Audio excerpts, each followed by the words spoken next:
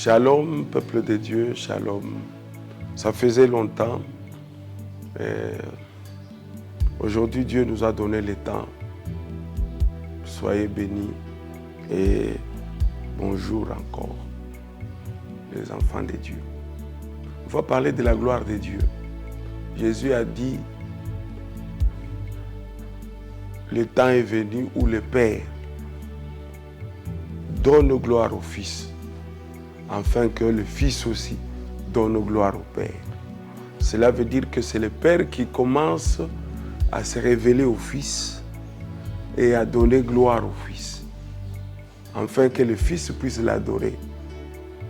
C'est très important de le savoir, parce que beaucoup croient qu'ils peuvent rendre gloire au Seigneur sans le connaître. Non, non.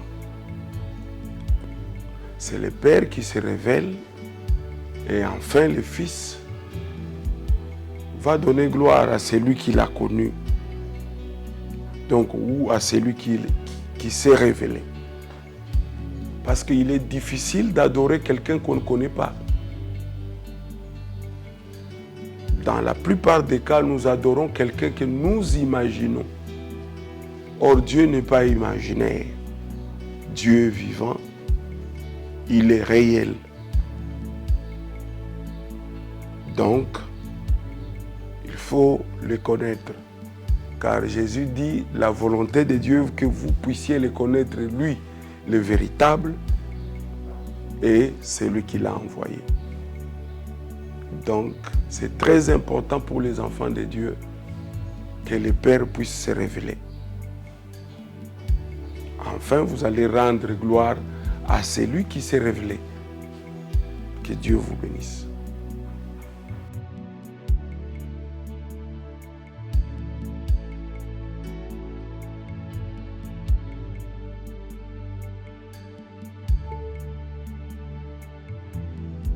Dieu donne la gloire au Fils, pas à tout le monde.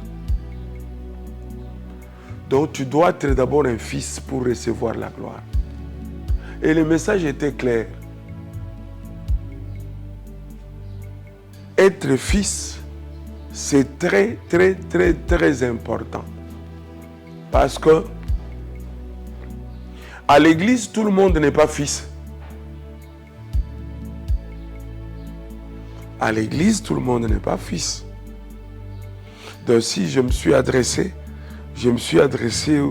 au véritable fils de Dieu,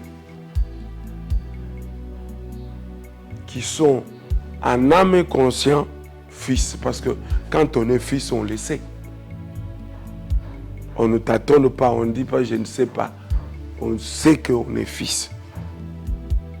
Car le Saint-Esprit aussi témoigne que tu es fils. Même ta conscience témoigne que tu es fils.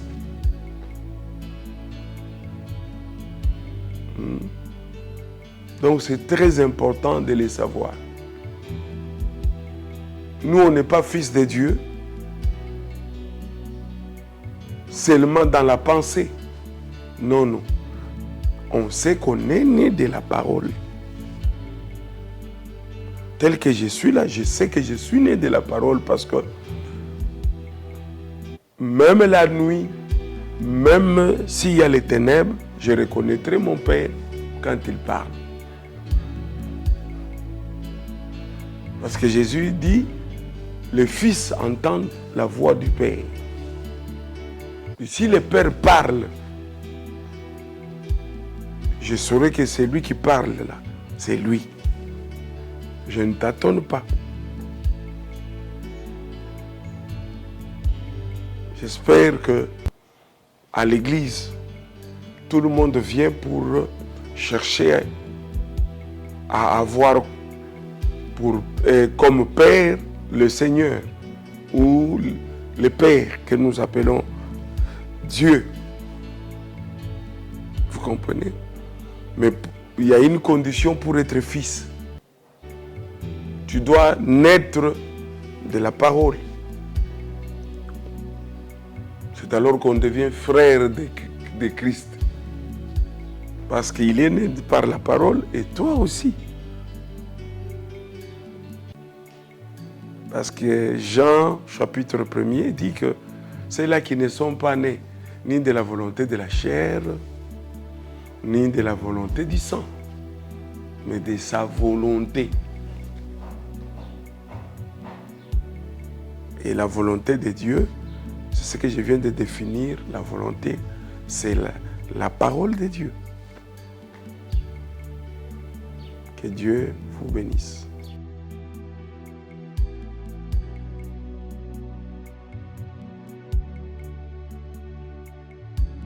C'est comme un insensé.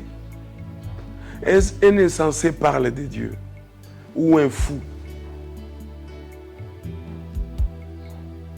Tu n'as jamais entendu un fou parler? Il parle. Quand un insensé parle, tout le monde entend le bruit, mais tout le monde n'est pas concerné. Donc Dieu a laissé Lucifer parler comme un fou. D'ailleurs, Jésus, donc le Christ révèle cela à la femme. À la femme samaritaine. Elle lui dit ceci: vous parlez de ce que vous ne connaissez pas et vous adorez ce que vous ne connaissez pas. Il n'y a qu'un fou qui peut parler des choses qu'il ne maîtrise pas, des choses que lui-même ne comprenne pas, qui peut adorer aussi des choses que lui-même ne maîtrise pas. Car Jésus dit, nous parlons des choses que nous connaissons. Alors la femme s'est posé la question, es-tu plus grand que notre père Jacob qui a lui-même creusé ces puits et qui nous a montré qu'il fallait prier à la montagne? Et Jésus les regarde, je les suis. Donc, quelque part, même les Jacob, même ceux-là qui ont précédé, ils ont parlé du Père sans les connaître, mais ils ont parlé dans leur imagination. Le seul qui a connu le Père, c'est celui qui est descendu. Il dit, nul n'est monté. Et si ce n'est moi qui est descendu. Donc personne ne connaît le Père si ce n'est le Fils. Et personne aussi ne connaît le Fils si ce n'est le Père. Parce que le Fils aussi est caché dans le Père. Le Père aussi est caché dans le Fils. Et ce n'est pas le Père qui se révèle au monde. C'est le Fils qui révèle le Père au monde. Le Père ne se révèle uniquement à ses enfants. Les enfants, leur tour, révèlent le Père au monde. C'est ça.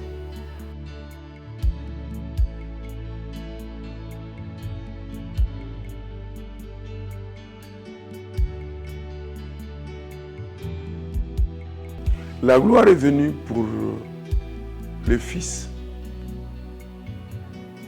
Mais il faut savoir une chose. Pierre n'était pas en lui avant la croix. Pierre est entré en lui après la croix.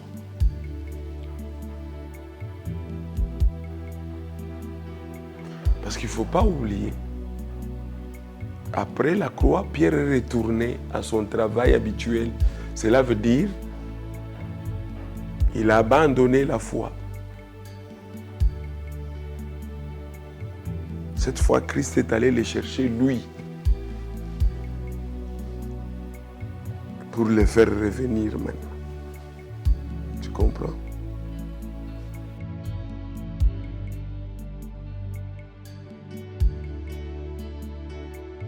On le verra.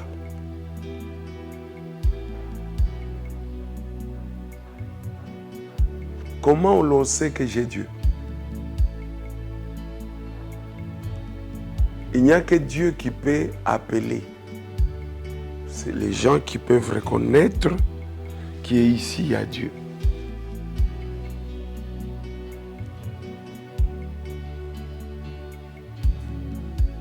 Même les gens de la famille ou les gens qui vivent avec moi dans la même maison.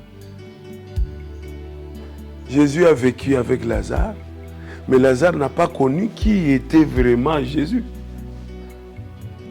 Jésus a vécu avec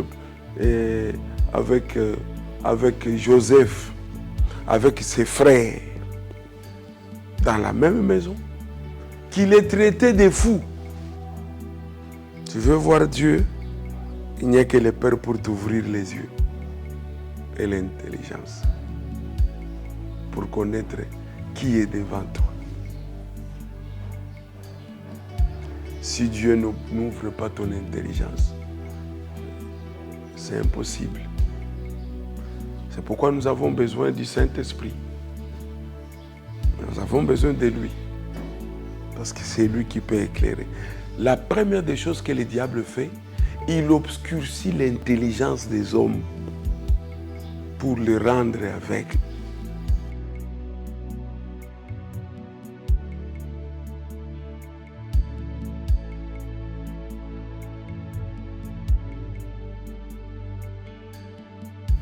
Sans les spirituels, le matériel n'existe pas.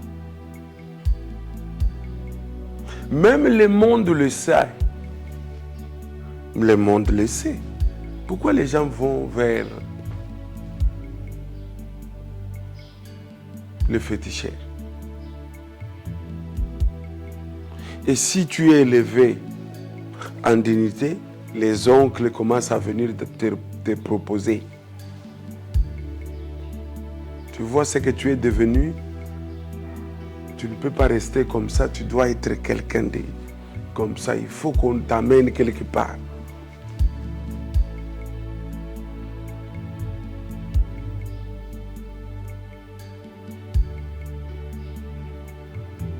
C'est pourquoi Christ dit, cherchez le royaume. Et le reste, il parle de matériel. Il appelle ça le reste. Vous serez accordé. Car votre Père sait que vous en avez besoin. Vous avez besoin de cela. Mais il n'est pas pressé de vous donner cela sans le royaume.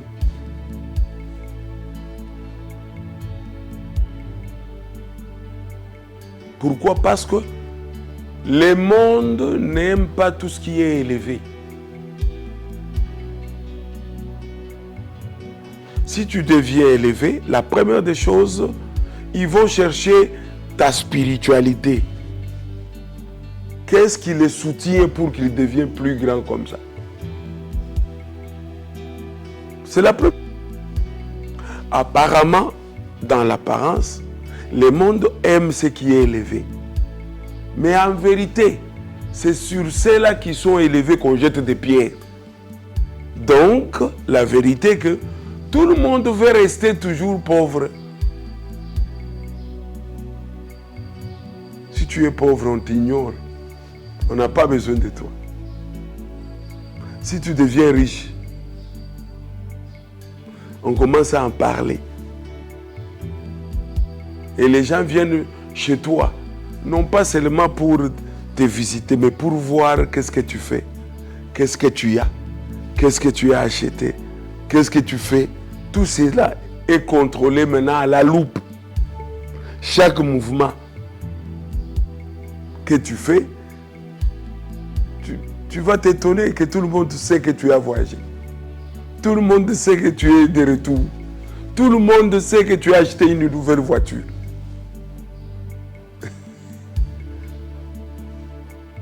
Tu es sur... Donc, il faut se cacher en Christ pour éviter tout cela. Voilà. Je bénis tous les enfants de Dieu partout où ils sont, sur cette terre. Et je veux que le Saint-Esprit puisse communiquer l'onction, capable de nous enseigner, pour mieux comprendre la parole de Dieu. Parce qu'il n'y a que cela qui nous identifie, qui nous permet de nous appeler fils de Dieu et qui nous permet aussi de mériter la gloire du Père. Que Dieu vous bénisse. À la prochaine. Nous sommes sur 12e rue, Limité, au numéro 2. Soyez les bienvenus. Amen.